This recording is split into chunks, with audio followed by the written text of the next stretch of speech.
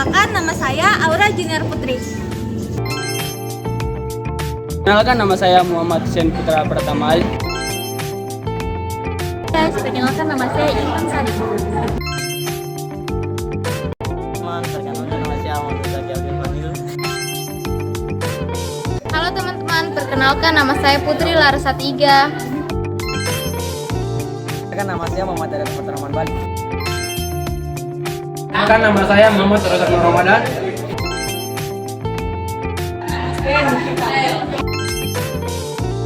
Perkenalkan, nama saya Wawan. Assalamualaikum warahmatullahi wabarakatuh. Kami dari kelompok 1 kelas 12 MIPA 3. Adapun pada kesempatan kali ini kami akan mempersembahkan sebuah video yang berjudul elektrolisis pada larutan NaCl. Teman-teman, sebelum kita menuju ke tahap percobaan, alangkah baiknya terlebih dahulu kita mengetahui apa sih itu elektrolisis. Maka dari itu, simaklah video berikut ini. Sel elektrolisis. Pertama, kita pahami terlebih dahulu apa yang dimaksud dengan sel elektrolisis.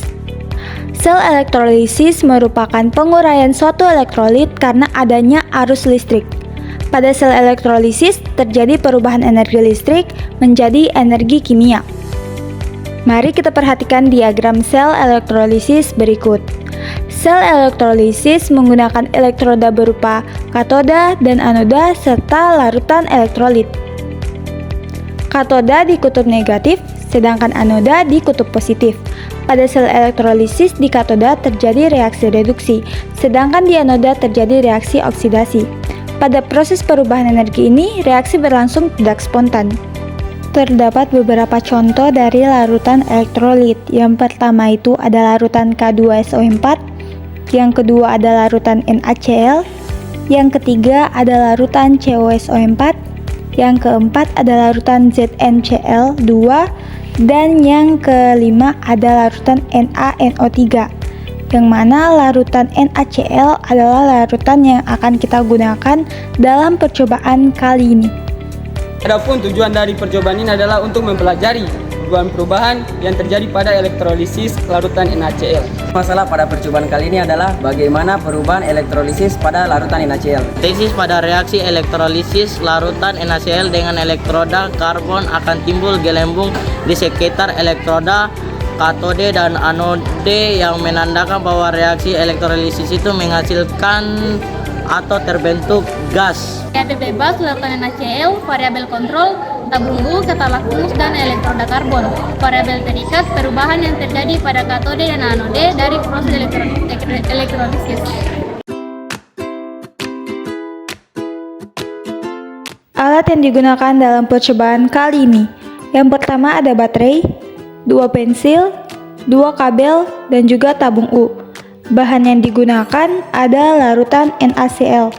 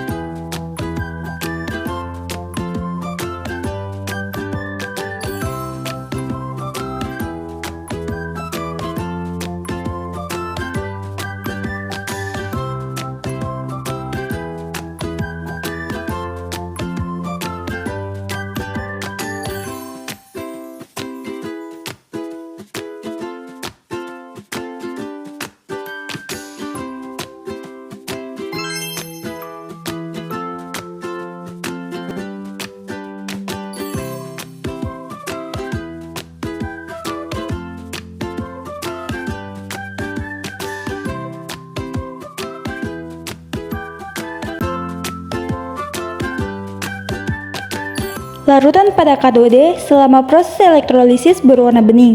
Setelah proses elektrolisis, muncul banyak gelembung kecil menghasilkan gas H2 dan terjadi reaksi reduksi. Sedangkan jika diuji dengan kertas lakmus, maka kertas lakmus berwarna merah mengalami perubahan menjadi berwarna biru. Sedangkan kertas lakmus berwarna biru tidak mengalami perubahan apapun. Larutan pada anode selama proses elektrolisis berwarna bening. Setelah proses elektrolisis, muncul sedikit gelembung besar, terjadi reaksi oksidasi dan menghasilkan gas Cl2 atau klorin. Jika diuji dengan kertas lakmus, maka kertas lakmus berwarna merah tidak mengalami perubahan, sedangkan kertas lakmus berwarna biru mengalami perubahan menjadi berwarna merah.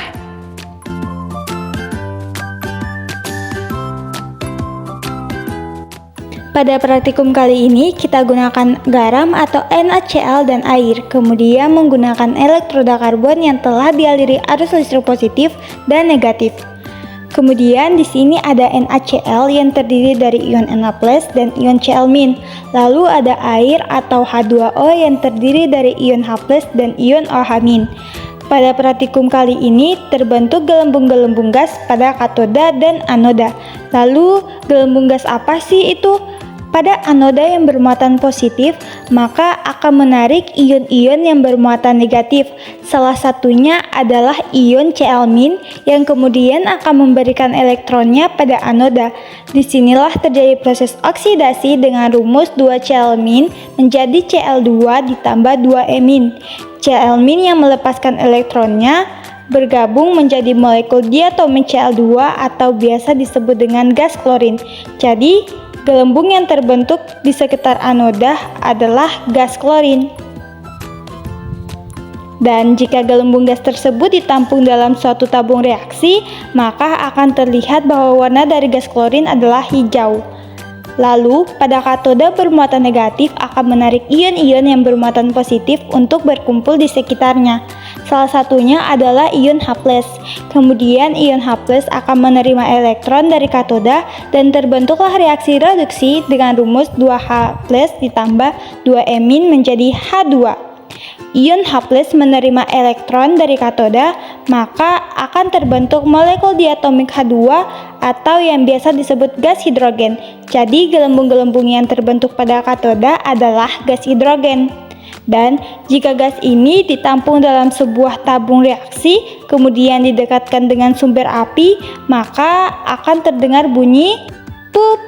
Sementara itu, masih tersisa ion Na+ dan OH-. Kedua ion ini bergabung membentuk senyawa NaOH yang sifatnya basa kuat. Dapat disimpulkan bahwa praktikum kali ini menghasilkan natrium hidroksida, gas hidrogen, dan gas klorin yang dapat dirumuskan 2NaCl ditambah H2O menjadi 2NaOH ditambah H2 ditambah Cl2. Jika kita mencoba untuk mencium aroma larutan setelah praktikum, maka akan tercium aroma seperti kaporit. Aroma kaporit itu berasal dari aroma gas klorin atau Cl2. Karena Cl2 ini biasanya digunakan sebagai kaporit dan juga sebagai bahan pembersih pada beberapa produk pembersih.